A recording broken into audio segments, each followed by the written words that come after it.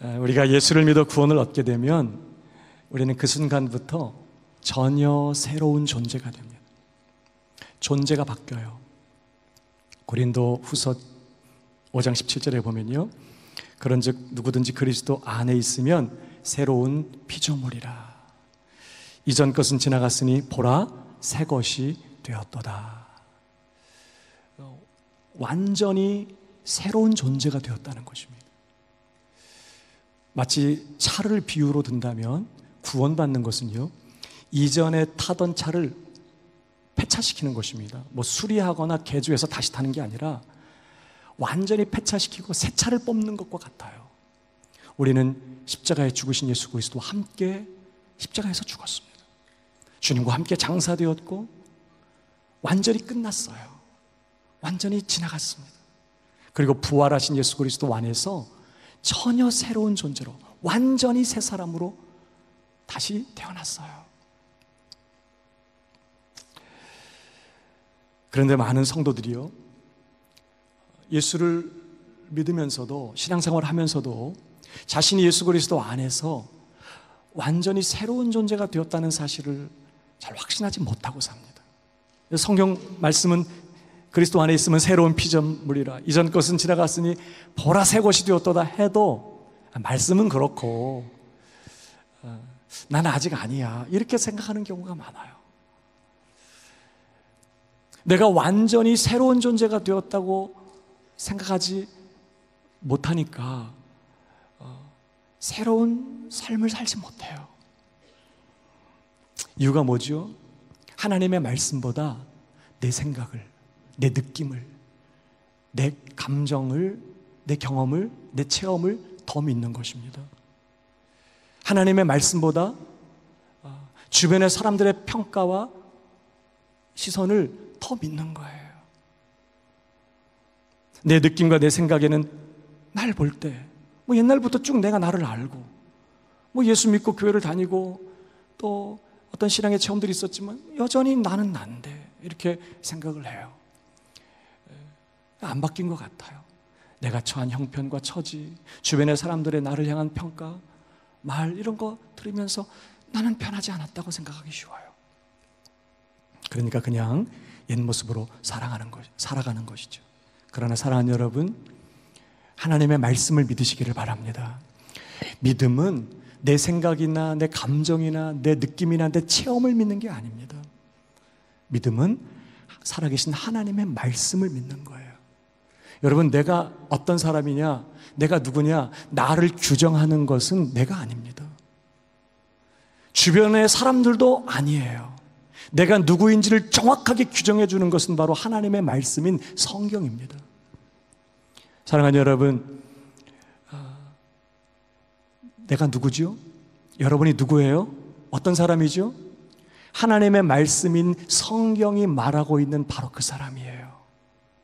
따라 하실까요? 나는 성경이 말하고 있는 바로 그 사람이다.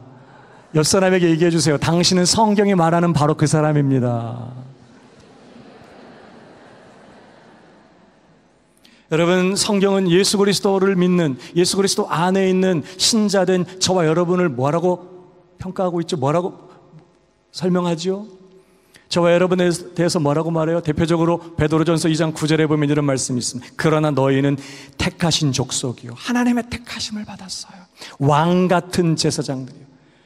이민 올 때 갖고 왔던 옷 그냥 입고 있다고 함부로 대하면 안 돼요. 왕 같은 제사장들이세요. 거룩한 나라요, 그의 소유된 백성이다.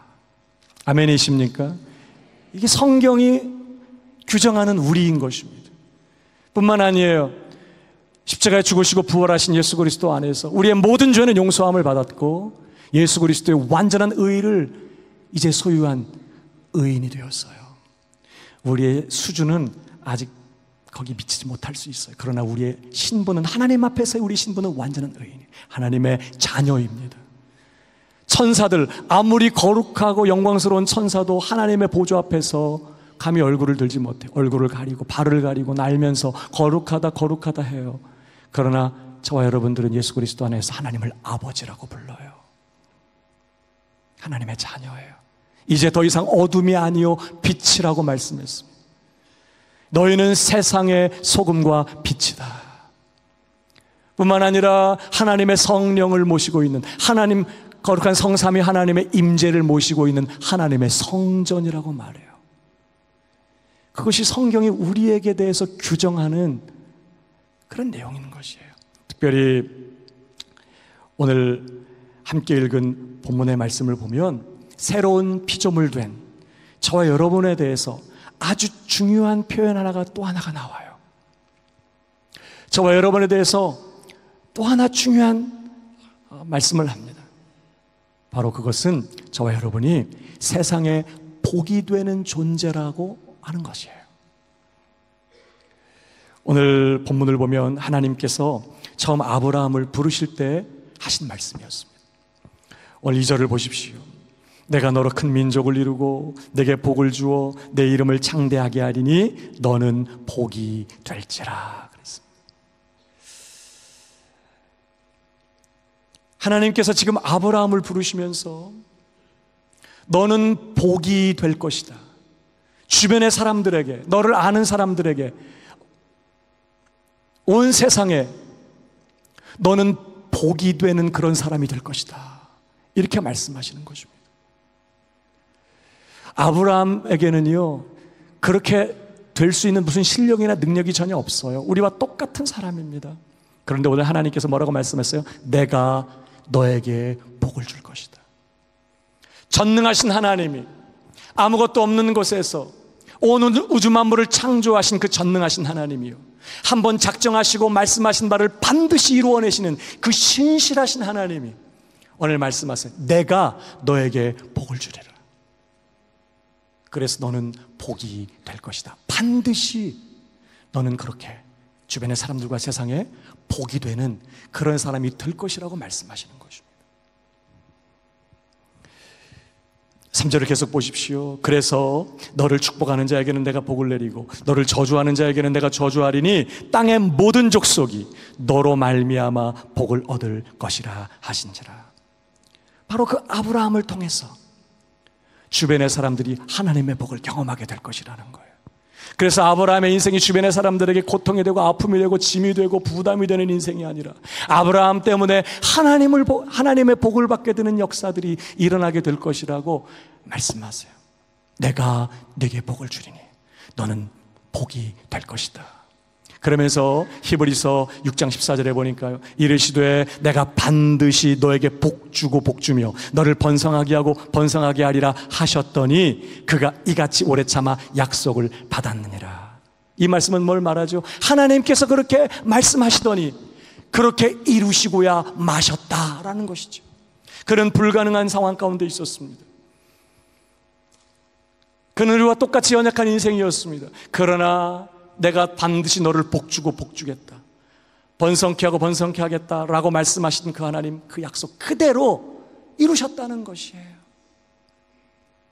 그는 하나님의 복을 받아 주변의 사람들뿐만 아니라 온 세상에 복이 되는 그런 인생이 되었던 것이죠. 여러분, 하나님께서 아브라함을 통하여 세상에 주시겠다는 복의 가장 중요한 내용이 뭘까요? 너로 인하여 땅의 모든 족속이 복을 받을 것이라고 하셨거든요. 아브라함을 통해서 주변의 사람들이 경험하게 되는 그 복의 가장 중요한 내용이 뭘까요? 아브라함 때문에 사람들의 생활 여건이 좋아지고 자연 환경이 좋아지고 그런 걸 말하는 걸까요? 아브라함이 그 주변의 사람들을 위로하고 격려하고 선을 베풀고 친절을 베풀고 사랑을 베푸는 것 때문에 어려움 당한 사람들이 그 아브라함을 통해서 도움을 얻고 위로를 받고 격려를 받는 그런 정도를 말하는 걸까요? 땅의 모든 족속이 너를 인하여 복을 받으리라. 그 내용의 가장 중요한 핵심 내용이 뭘까요? 그것은 바로 아브라함을 통해서 하나님의 아들이, 온 세상의 구원자가, 예수 그리스도가 이 세상에 오시게 된다는 걸 말하는 것입니다. 여러분, 하나님의 아들이신 예수 그리스도요, 온 세상의 구원자 되시는, 영원하고 위대한 구원자 되신 예수 그리스도께서 그냥 허공에서 내려온 게 아닙니다. 이 땅에 그분이 오실 때 그냥 천사들의 손에 받들려서 이렇게 허공에서, 하늘에서 그냥 내려온 게 아니었어요. 그 위대한 구원자가 누구를 통해서? 아브라함을 통해서 오세요. 아브라함의 후손으로 이 세상에 나셨어요. 아브라함을 통해서 세상 사람들에게로 오신 것입니다. 그 구원자가, 그 예수 그리스도로 말미암아서 땅의 모든 족속들 가운데 택하신 자들이, 그를 믿는 자들이 완전한 죄의 용서함을 받습니다. 값없이 의롭다함을 얻습니다. 하나님의 자녀가 되고 영생을 얻고 천국의 백성이 되어 하늘에 속한 모든 신령한 복으로 복을 받는 역사가 일어나게 되었습니다. 사랑하는 여러분, 누구든지 우리를 위해서 흠없고 완전한 삶을 사셨을 뿐만 아니라 십자가에 죽으시고 부활하신 예수 그리스도를 믿으면 구원을 받아요. 완전한 죄사함과 의롭다 하심을 얻습니다. 하나님의 자녀가 되어 영원한 생명을 얻습니다. 하늘에 속한 모든 신령한 복으로 복을 받아요. 그 위대한 구원자가 누구를 통해서? 아브라함을 통해서 이 세상에 오시고 아브라함을 통해서 사람들에게로 오신다는 거예요. 만약에 그 아브라함이라는 사람이 없었다면 하나님의 그런 계획은 이루어지지 않을 거예요. 하나님의 아들은 이 땅에 오시지 않을 것입니다. 하나님은 그렇게 아브라함을 통해서 땅의 모든 족속들이 복을 받게 하시겠다고 약속하신 것이죠. 중요한 것은 오늘 이 하나님의 약속의 말씀이 그냥 아브라함에게만 해당될 건가요? 아브라함과 다윗의 자손 예수 그리스도의 세계라. 그랬으니까 어쨌든 아브라함 통해서 그 일이 끝났고 이제 이 이야기는 아브라함에게만 그냥 해당된 말씀일까요? 여러분 성경을 보실까요? 에베소서 3장 6절입니다. 이는 이방인들이 복음으로 말미암아 그리스도 예수 안에서 함께 상속자가 되고 함께 지체가 되고 함께 약속에 참여하는 자가 됨이라. 사랑하는 여러분, 이전에 우리가 예수 그리스도 밖에 있을 때는요, 성경의 모든 약속의 말씀이 나와는 상관이 없었어요. 그저 아브라함에게 주신 약속이었고 여호수아에게 주신 약속이었고 예수님의 제자들에게 주신 약속일 뿐이었어요. 그러나 우리가 예수 그리스도 안에 있게 되면 이제 예수 그리스도 안에서 우리가 함께 지체가 되고 함께 하나님의 약속에 참여하는 자가 되었다고 말하는 것입니다. 성경의 모든 약속의 말씀이 내 것이에요. 아멘이십니까? 특별히 여러분 갈라디아 3장 14절을 보십시오. 이는 그리스도 예수 안에서 아브라함의 복이 이방인에게 미치게 하고, 아브라함이 받았던 그 복이요, 하나님께서 약속하시고 마침내 이루셨던 그 복이 이제는 예수 그리스도 안에서 모든 이방인들에게도 임하게 되었다는 것입니다. 아브라함의 복이 이제 나의 것이 됐어요.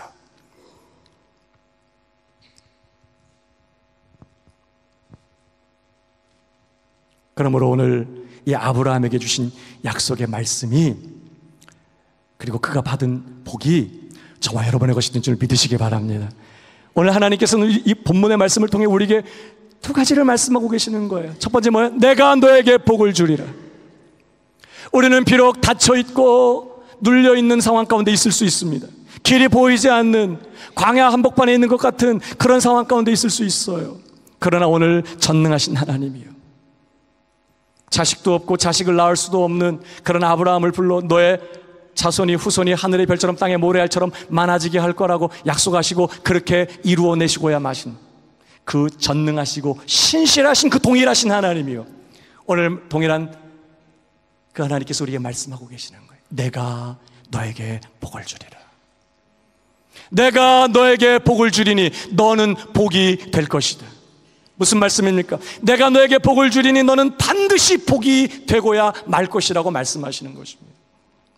하나님께서 말씀하시면 그대로 되는 줄 믿으시기 바랍니다. 그 전능하신 하나님, 그 신실하신 하나님이 오늘 말씀하고 계세요. 옆 사람에게 한 번 더 얘기해 주시기 바랍니다. 당신은 복이 될 것입니다. 우리에겐 그런 실력이 없어요. 그런 능력이 없습니다.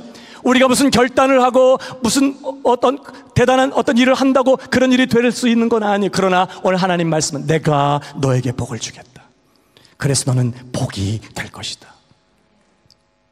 물론 이 말씀은요, 우리가 어떤 어려움도 없고 그저 무조건 세상적으로 잘 될 거라는 그런 말씀만은 아닙니다. 오히려 신자된 우리의 삶에 고난, 아픔, 고통 많이 있습니다. 지난 주간에도 사랑하는 성도님 한 가정이 장례식을 치르셨어요. 뜻밖의 사랑하는 가족을 잃을 수도 있어요. 슬픔과 탄식으로 한밤을 지새는 어려운 상황들을 만날 수 있습니다. 실패, 실수, 넘어짐, 시험과 유혹 얼마든지 우리의 삶에 있을 수 있다는 거예요. 그러나 전능하신 하나님, 작정하시고 말씀하신 바를 반드시 이루고야 마시는 그 신실하신 하나님이 우리의 삶에 이 모든 것 허락하시고 합력하여 선이 되게 하시고 복이 되게 하셔서 미천한 우리의 인생이 하나님께 영광을 돌리는 인생이 될 뿐만 아니라 아무것도 아닌 우리의 삶이 주변의 사람들에게 이 세상에 복이 되는 그런 존재가 되게 하시겠다고 말씀하시는 것입니다. 우리 한 번 더 격려해 주시기 바랍니다. 당신은 세상에 복이 되는 사람이 될 것입니다. 사랑하는 여러분, 우리 주변의 사람들이 그리고 이 세상이 우리를 통해 누리게 될 최고의 복이 뭘까요? 그들이 어떤 복을 우리를 통해서 누리게 될까요?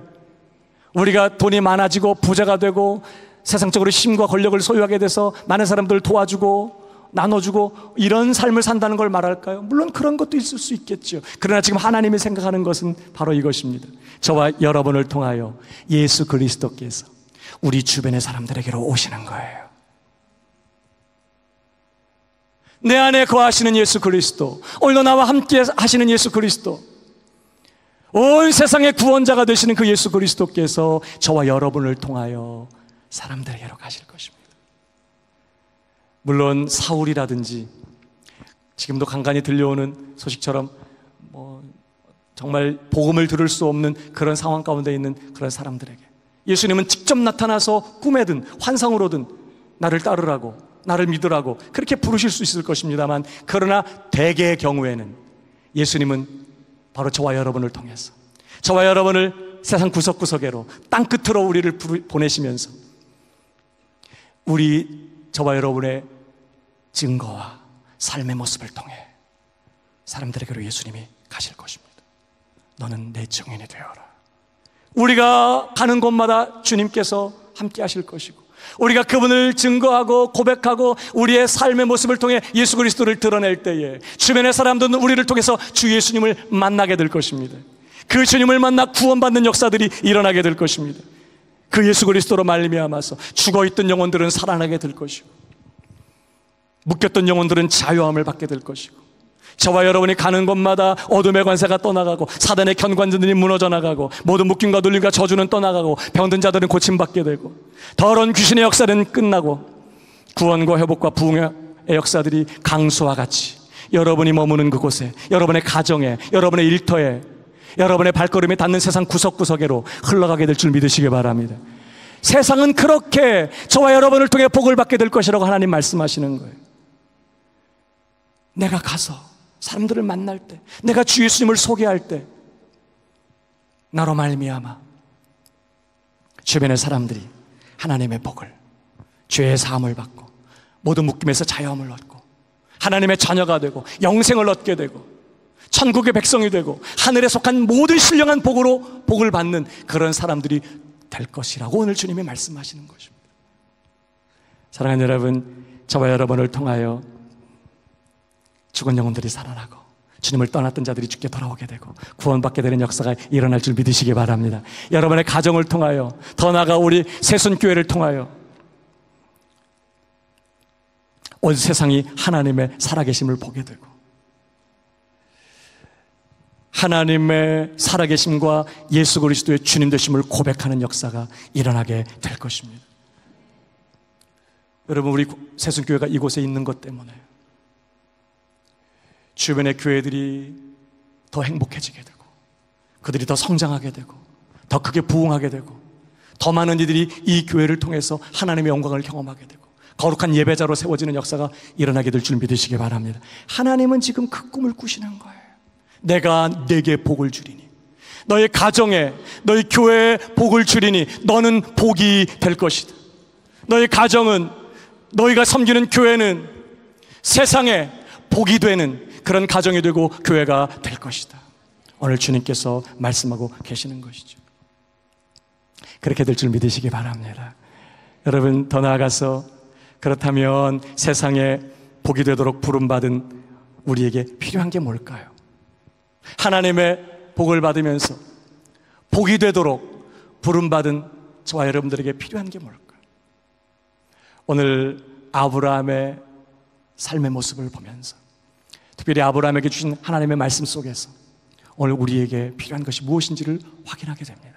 저는 오늘 본문을 보면서 한 3가지 정도로 정리해 보려고 하는데요. 자, 첫 번째로 우리가 하나님의 복을 받으며 정말 복이 되는 그런 존재가 되기 위하여, 그런 하나님의 꿈을 이루어가는 인생이 되기 위하여 첫 번째 필요한 게 뭘까요? 철저하게 옛 삶의 자리를 떠나는 것입니다. 따라하십시다. 철저하게 옛 삶의 자리를 떠나라. 1절을 보십시오. 여호와께서 아브라함에게 이르시되 너는 너의 고향과 친척과 아버지의 집을 떠나 내가 네게 보여줄 땅으로 가라 말씀하십니다. 하나님은 아브라함에게 그가 지금까지 살아왔던 삶의 자리를 떠나라는 것입니다. 이것은 단순히 장소적인 이동에만 초점이 있는 것이 아니라 지금까지 그가 그곳에서 살아왔던 삶의 방식과 태도를 바꾸라는 것을 다 포함하는 것이. 여러분, 아브라함이 그의 고향과 친척과 아버지의 집에서 어떤 삶을 살았지요? 그동안에 그는 어떤 삶을 살아왔어요? 여호수아 24장에 보면 그는 아버지 데라와 함께 그곳에서 우상을 숭배하면서 살았다고 말합니다. 그는 그곳에서 한마디로 말하면 하나님과 상관없는 삶을 산 거예요. 하나님 없이. 모든 아브라함의 후손들이 그런 것처럼 그렇게 하나님 없이 살았던 것입니다. 다시 말하면 그는 하나님과 상관없이 뭐예요? 자기 마음대로 산 거예요. 자기 방식대로, 자기 생각대로, 자기가 원하는 대로 살았던 것입니다. 오늘도 예수를 믿는다고 하면서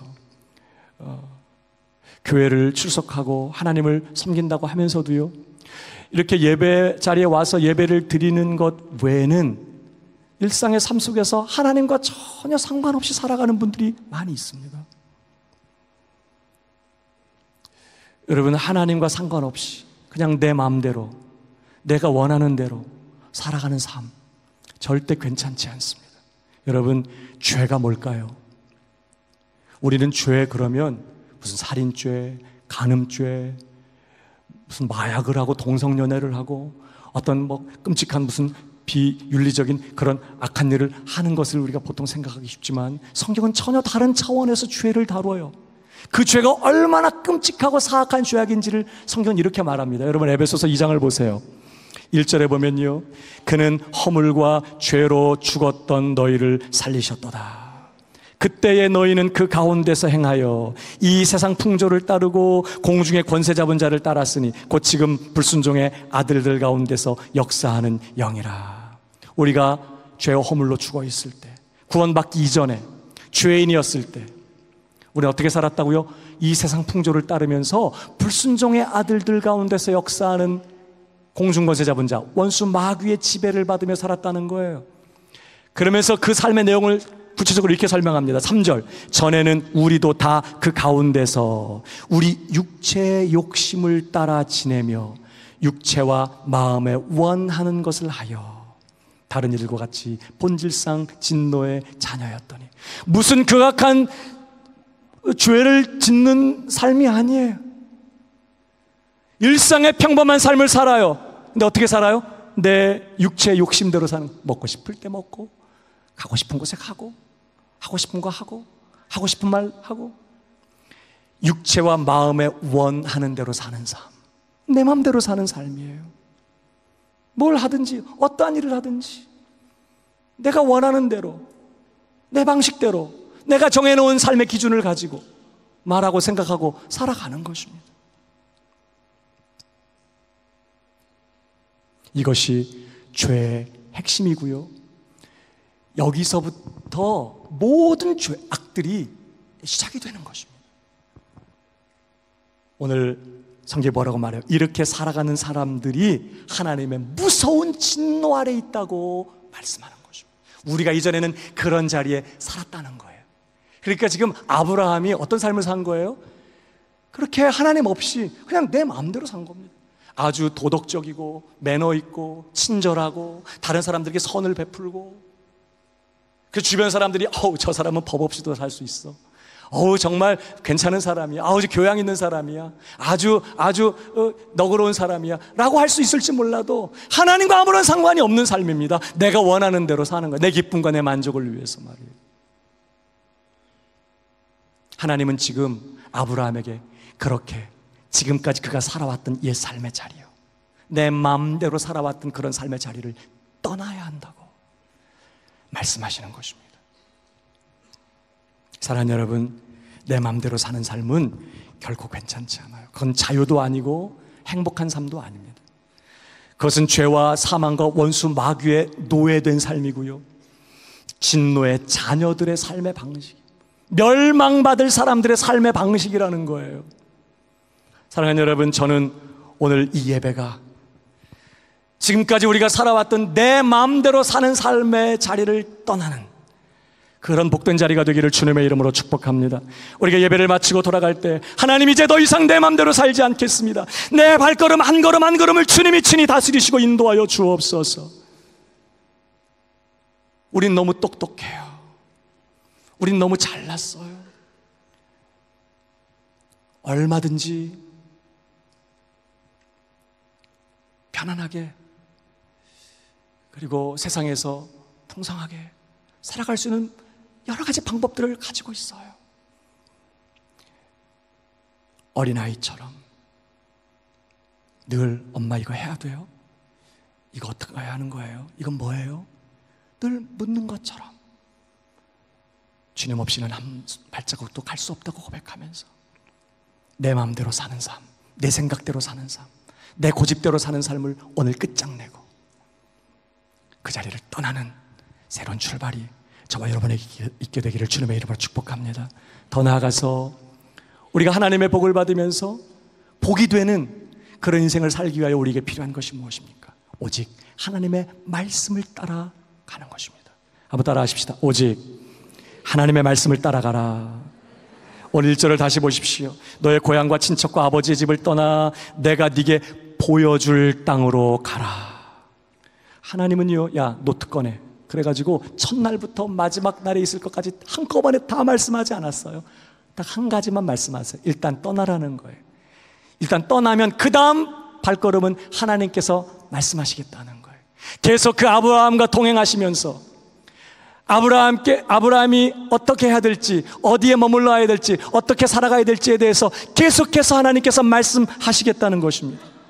한 걸음 한 걸음 말씀으로 그의 삶을 인도하시겠다는 거예요. 그래서 그 다음 절 4절에 보니까요, 이에 아브라함이 여호와의 말씀을 따라갔고, 단순히 갈대아 지방 하란을 떠나라는 말씀에 순종했다는 말씀만이 아니라 그가 이제부터 하나님을 만나고 말씀하시는 하나님의 음성을 들은 이후에 그의 삶이 어떻게 바뀌게 되었는지에 대한 표현인 것이, 그의 삶은 하나님의 말씀을 따라가는 삶이 되었어요. 계속해서 하나님은 한 번만 나타나서 말씀하신 것이 아니었습니다. 그 이후로부터 끊임없이 하나님은 그와 동행하세요. 그러면서 계속해서 말씀하십니다. 계속 보실까요? 롯도 그와 함께 갔으며 아브라함이 하란을 떠날 때 75세였더라. 아브라함이 그의 아내 사라와 조카 롯과 하란에서 모은 모든 소유와 얻은 사람들을 이끌고 가나안 땅으로 가려고 떠나서 마침내 가나안 땅에 들어갔더라. 아브라함이 그 땅을 지나 세겜 땅 모래 상수리 나무에 이르니 그때 가나안 사람이 그 땅에 거주하였더라. 7절이요. 여호와께서 아브라함에게 나타나 이르시되 내가 이 땅을 네 자손에게 주리라 하신지라. 자기에게 나타나신 여호와께 그가 그곳에서 제단을 쌓았다. 그는 더 이상 자기 생각대로 살지 않습니다. 자기가 원하는 대로 살지 않아. 여기 학군이 좋으니까, 여기 집값이 싸니까 여기 가야겠다. 그렇게 움직이지 않았다는 거예요. 하나님, 그분의 말씀을 듣고 있습니다. 그분의 음성을 듣고 있습니다. 여기다, 아브라함아, 여기야. 내가 이 땅을 너에게 주겠다. 너는 여기에 장막을 펴라. 아브라함은 그 말씀에 귀를 기울이고 그 말씀에 응답하고 그 말씀에 반응하는 그런 인생이 되었다는 것을 말하는 것이, 사람들의 의견에 휘둘리고 주변의 환경과 상황에 휘둘리는 인생이 아니라, 자기 생각에 옳은 대로 살아가는 인생이 아니라 늘 하나님의 말씀을 기다리고 그 하나님이 말씀하시면 그의 발걸음을 옮기면서 하나님의 말씀을 따라가는 인생. 결국은 세상에 복이 되는 그런 인생이 될 수 있었던 것이죠. 사랑하는 여러분, 우리가 하나님의 복을 받아 누리면서 주변에 복이 되는 그런 인생이 되기 원한다면, 그래서 하나님의 높으신 부르심을 이루어가는 그런 삶을 살기 원한다면 철저하게 하나님의 말씀을 따라가는 삶이 되어야 될 줄 믿습니다. 예수님께서 분명히 말씀하셨어요. 요한복음 10장 27절에 내 양은 내 음성을 듣는다. 양의 가장 중요한 특징이 뭐냐? 양이 해야 될 가장 중요한 일이 뭐냐? 오늘 내 삶의 선한 목자 되신 주 예수님이요, 내 앞서가시면서 선한 길, 의의 길, 생명의 길, 복된 길로 인도하고 계시며 세상에 복이 되는 그러한 삶의 자리로 우리를 이끌고 계시는 그 주 예수님의 음성에 귀를 기울이고 그 음성을 듣는 것이죠. 내 양은 내 음성을 들으며 나는 그들을 알며 그들은 나를 따르느니라. 이 들음과 따름이 오늘 저와 여러분의 것이 되기를 주님의 이름으로 축복합니다. 예수님께서 마태복음에 말씀하셨어요. 4장 4절에 예수님께서 대답하여 이르시되 기록되었을 때 사람이 떡으로만 살 것이 아니요 하나님의 입으로부터 나오는 모든 말씀으로 살 것이라 하였느니라 하시니, 여기 보면 사람이 떡으로만 사는 게 아니다. 어떻게 살아요? 하나님의 입에서부터 나온 말씀이 아니라 나오는 말씀이야. 매일같이 일용할 만나를 주셨던 것처럼 광야에서요, 광야와 같은 이상을 살아가는 우리들에게 오늘 하나님은 매일같이 일용할 말씀을 주시겠다고 약속하시는 것입니다. 그리고 우리는 떡이 아닌 그 말씀으로 하루하루를 살아가야 한다고 주님은 말씀하고 계세요. 저는 여러분들이 날마다 하나님의 입에서 나오는 말씀으로 살아가게 되기를 주님의 이름으로 축복합니다. 어제 받은 말씀, 지난번에 옛날에 받은 말씀 우려먹고 살지 말고, 그래도 먹을 게 많겠지만 오늘 또 주시는 말씀이 있어요. 그 말씀을 가슴에 새기고, 여러분 단순히 교회 와서 설교 듣고 가지 마세요.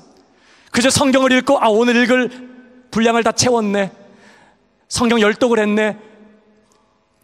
여러분 단순히 성경을 읽고 설교 듣는 것에 만족하지 마십시오. 성경을 읽으면서 묵상하면서 설교를 들으면서 여러분 심령 깊은 곳에 주시는 주의 음성을 들으십시오. 내가 내게 복을 주리라. 내가 너와 함께 있으리라. 너는 복이 될 것이다. 너 두려워하지 마라. 날마다 그분의 말씀을 기다리고 그 말씀을 가슴에 담고 그 말씀을 붙들고 힘있게 일어나 믿음의 길을 가는. 저도 지난 주일에 마지막 고별 설교를 하고 이제 새순교회로 부임했습니다만, 고별 설교를 하기 전날 마음이 참 힘들더라고요. 이제 마지막 설교구나, 우리 사랑하는 성도들을 이제 두고 가야 되는구나.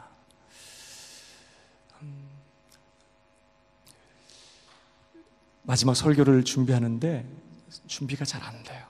마음이 힘들고 무슨 말씀을 어떻게 해야 될지 잘 모르겠고, 예배당에 들어가서 저희 집이 사택이었고 교회 마당에 같이 있었기 때문에 설교 준비하다가 이제 예배당에 들어가서 뒷자리에 앉아 기도를 했습니다. 간절히 하나님 앞에 기도하는데 그렇게 마음이 그렇게 편하지 않습니다. 기도를 마치고 그 로비로 나왔습니다. 그날따라 이제 토요일 날 교회 와서 주일 준비하는 분들이 다 가셨어요. 청소한 분도 끝나고 다 가시고. 근데 원래는 이제 저녁 때가 되면 그 창문에 블라인드를 다 이렇게 내리거든요. 근데 블라인드가 활짝 올려져 있는 거예요. 다른 창문들이. 그래서 보니까 오른쪽 편에 있는 창문에 블라인드가 끝까지 다 올려져 있었어요. 제가 이제 이것도 마지막이겠지 그러면서 가서 이제 블라인드를 내리려고 갔는데 그 창 틀에 그 교회에서 쓰는 새가족 등록카드 한 장이 꼽혀져 있었습니다. 창틀에 이렇게 누가 그랬는지 거기다 이렇게 딱 꼽아놨어요. 제 생각에는 아이들이 또 놀 게 없어갖고 등록카드를 갖고 놀았나. 그래서 이제 등록카드를 빼려고 가서 이게 뺐죠. 아마 블라인드가 이렇게 끝까지 올려져 있지 않았으면 제가 창문에 가지 않았을 텐데 그걸 내리려고 갔다가 이게 있어서 이제 거기서 뽑았습니다. 뽑아서 보니까 뒤에 누가 뭐라고 써놓은 거예요. 누가 누구를 위해서 쓰는지는 아무도 몰라요. 근데 거기에 신명기 31장 6절의 말씀을 몇 글자 요약 이렇게 다 쓴 건 아니고 중요한 몇 글자만 이렇게 거기다 써놨더라고요. 그래서 제가 탁 보고 읽는데 거기 이렇게 돼 있어요. 너희는 강하고 담대하라.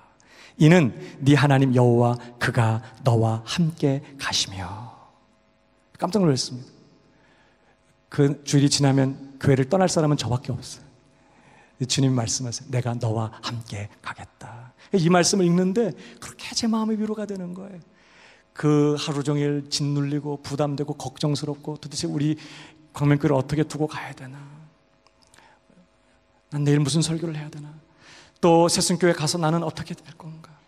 해보지도 못한 그런 목회 사역을 나는 잘 감당할 수 있을까? 인간적인 염려, 근심, 걱정 있는 게 사실이었습니다. 근데 이 말씀을 보는 순간 마치 주님께서 누군가를 통해서 이 말씀을 적어서 저가 볼 수 있도록 거기다 딱 꼽아 놓으셨다가 제가 나온 시간에 딱 볼 수 있게 하셨다는 생각이 들어요. 마치 주님이 저를 보면서 윙크를 딱 하는 것처럼 제가 그거를 뽑아 들고 너무 감사했어요. 여호와, 네 하나님 여호와 그가 너와 함께 가시리라. 제가 제 목양실에 들어가서 그걸 제 자리에 올려놓고 밖으로 나갔습니다. 매일같이 걷는 곳이 있었거든요.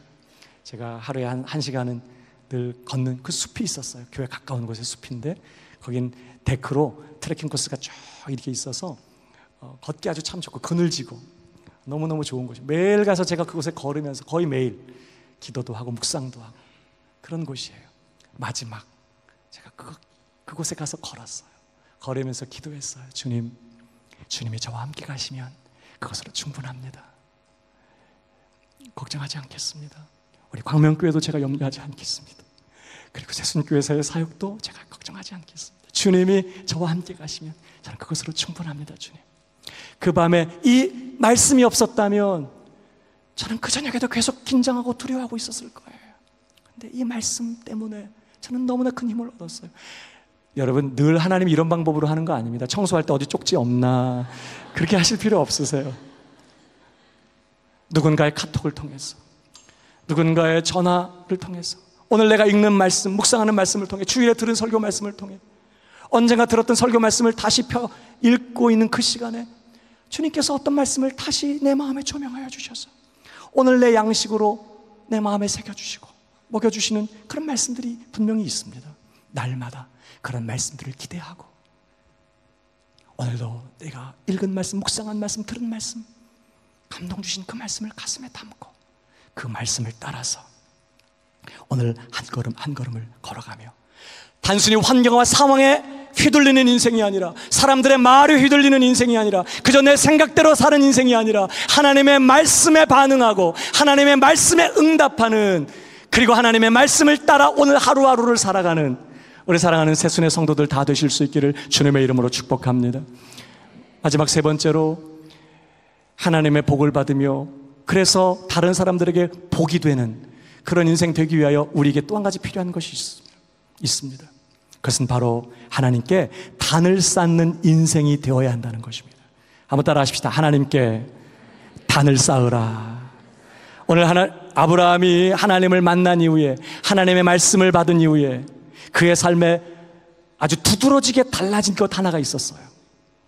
그것은 바로 그가 하나님께 단을 쌓는 사람이 되었다는 것입니다. 이전에도 그는 단을 쌓았어요. 그러나 우상의 제단이었습니다. 그러나 이제부터의 단은 달랐어요. 오늘 7절을 보십시오. 여호와께서 아브라함에게 나타나 이르시되 내가 이 땅을 네 자손에게 주리라 하신지라. 자기에게 나타나신 여호와께 그가 그곳에서 제단을 쌓고, 거기서 베델 동쪽 산으로 옮겨 장막을 치니 서쪽은 베델이요 동쪽은 아이라. 그가 그곳에서 여호와께 제단을 쌓고 여호와의 이름을 부르더니 그랬습니다. 그는 가는 곳마다 단을 쌓고 있습니다.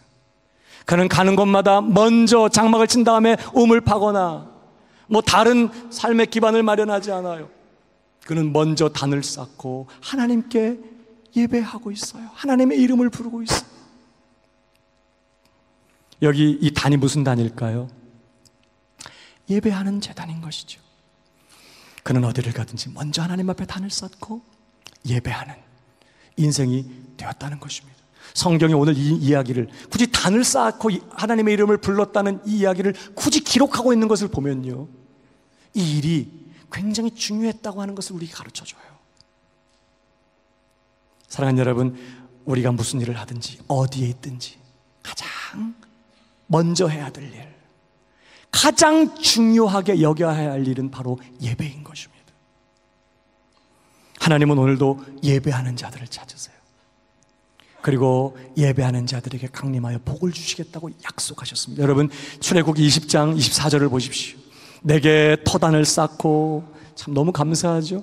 무슨 다이아몬드로 장식된, 금은 보석으로 치장된 그런 단을 쌓으라고 그랬다면 단을 쌓고 예배하는 일이 얼마나 힘들었겠어요. 토단을 쌓으라. 그 위에 네 양과 소로 네 번제와 화목제를 드리라. 여러분, 예배는 제물을 드리는 것입니다. 하나님 앞에 예배를 드릴 때는요, 제물을 바쳐야 돼요. 하나님께서 토단을 쌓고 거기에다가 양과 소로 번제와 화목제를 드리라는 거예요. 불을 태워서 제물을 살라 하나님께 드리라는 것입니다. 내가 내 이름을 기념하게 하는 곳에서 네게 임하여 복을 주리라. 하나님께서 아브라함에게 복을 주시겠다고 하셨습니다. 아브라함은 그 말씀을 들은 이후에 그는 가는 곳마다 먼저 단을 쌓고 하나님 앞에 제물을 드리며 예배하는 인생이 되었다는 거예요. 여러분, 오늘도 하나님은 그렇게 자기를 예배하는 자들에게 임하셔서 아브라함에게 복을 주신 것처럼 우리에게도 복을 주시는 거예요. 여러분, 물론 우리는 더 이상 소나 양을 잡아서 짐승의 피를 흘리면서 하나님께 제사 드리지 않습니다. 그런 예배 드리지 않아요. 왜요? 어린 양 되시는 예수 그리스도께서 완전한 흠없는 속죄의 제물이 되어주셨어요.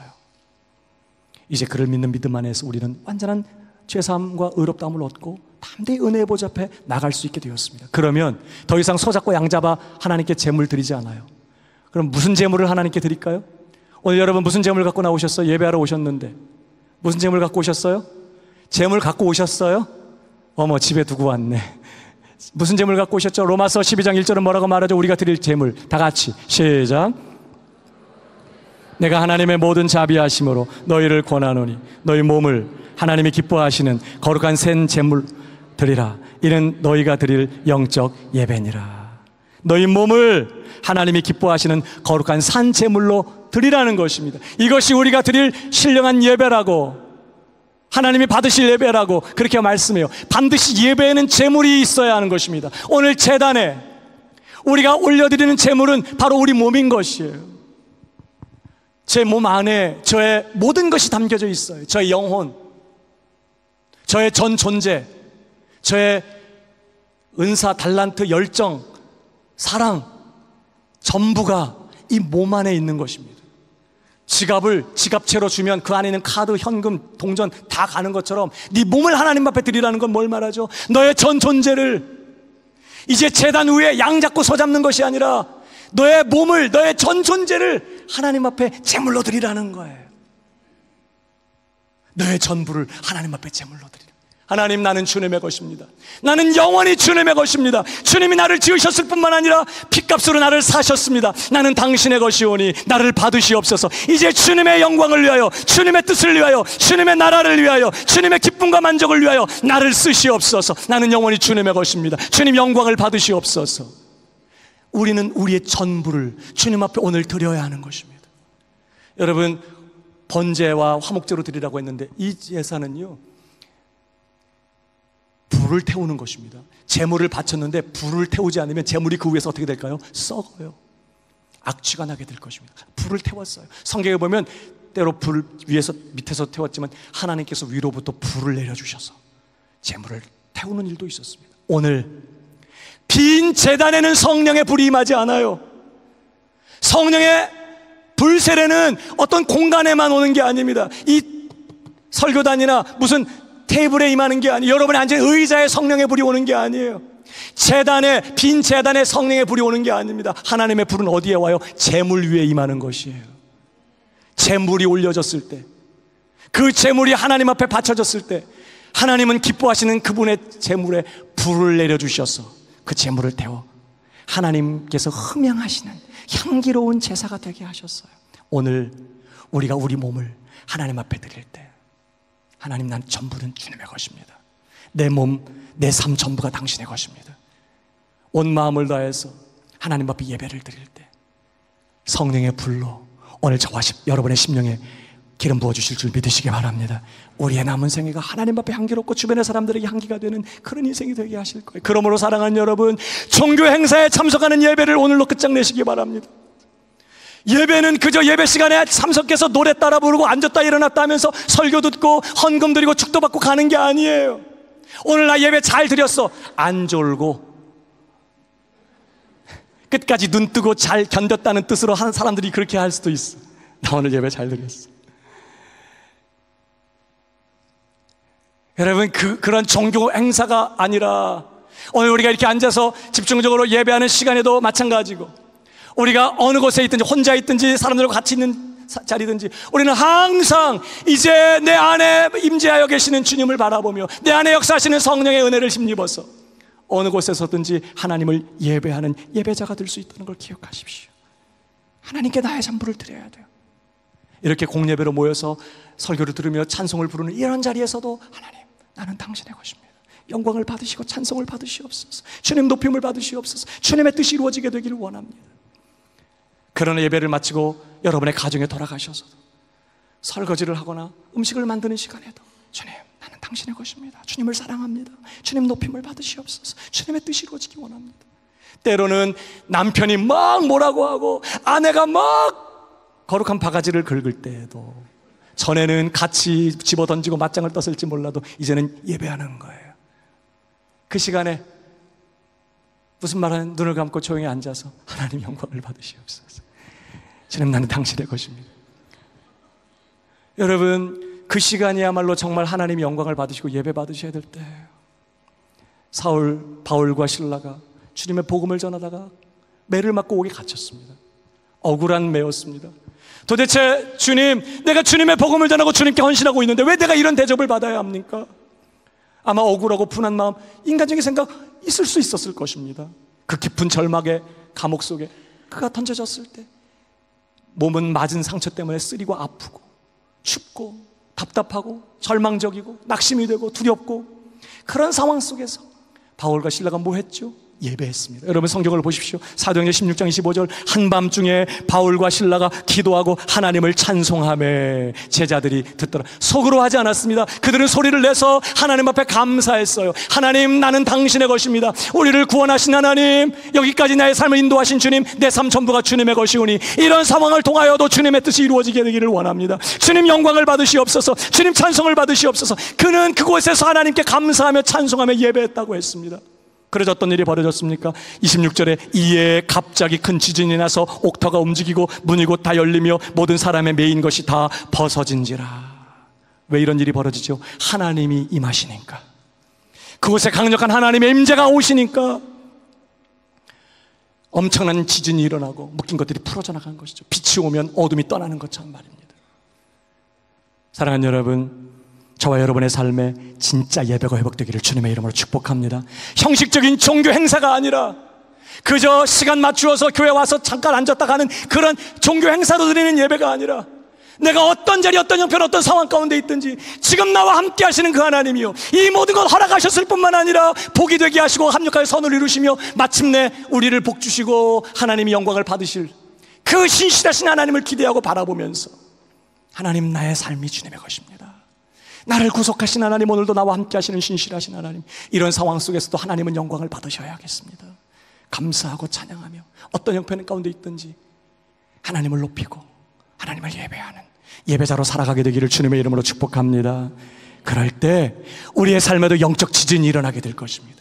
영적 진동이 일어나게 될 것입니다. 사단의 견고한 진들이 무너져 나가고 모든 닫힌 문들이 열리게 되고 모든 결박이 풀어지게 되고 모든 저주와 재앙이 떠나가게 되고, 오늘 예배할 때 그런 자리에서 빌립보 감옥의 간수장이 예수 믿고 구원받게 된 것처럼 저와 여러분을 통해 만나는 사람들이 평강에 관한 이유를 물어보게 되고, 우리가 말하는 예수 그리스도의 마음을 열고 그를 믿고 구원받는 역사들이 일어나게 될 것이, 여러분이 손을 얹어 기도할 때 악신이 떠나고 더러운 귀신의 역사들이 떠나가고 불치병자들이 낫고 구원받고 회복되고 치유받는 역사가 일어나게 될 것입니다. 우리가 모일 때마다 하나님을 예배할 때에 이 자리에 하나님의 거룩한 성령의 불이 임해서 맹렬하게 타오르는 성령의 불을 안고 우리의 가정으로 돌아가고, 하나님의 성령의 불이 맹렬하게 타오르는 이 성소를 통해 생수의 강이 흘러 이 호주 땅에 구석구석에로 위대한 회복과 부흥 역사들이 흘러가게 될 것입니다. 내가 네게 복을 주리니 너는 복이 될지라. 오늘 진정한 예배를 회복하고 하나님의 높은 부르심을 빼앗기지 않고 이루어가는 저와 여러분 다 되실 수 있기를 주님의 이름으로 축복합니다. 옆 사람에게 한번 이야기해 주시기 바랍니다. 당신은 복이 될 것입니다. 한 번 더 축복해 주세요. 하나님이 당신에게 복을 주실 것입니다. 그러기 위해서 우리가 세 가지를 기억해야겠습니다. 철저하게 옛 삶의 자리를 떠나고 오직 하나님의 말씀을 따라 하루하루의 삶을 살아갈 뿐만 아니라 부르신 곳에서 어떤 형편 어떤 상황이 있든지 하나님 앞에 예배하는 예배의 삶을 통해 하나님의 높으신 부르심을 넉넉히 이루어가는 사랑하는 우리 모든 새순의 성도들 다 되실 수 있기를 주님의 이름으로 축복합니다. 우리 모두 자리에 일어나겠습니다. 오늘 주신 말씀 기억하시면서 우리 함께 찬양하십시다. 주보혈 날 정결케 하고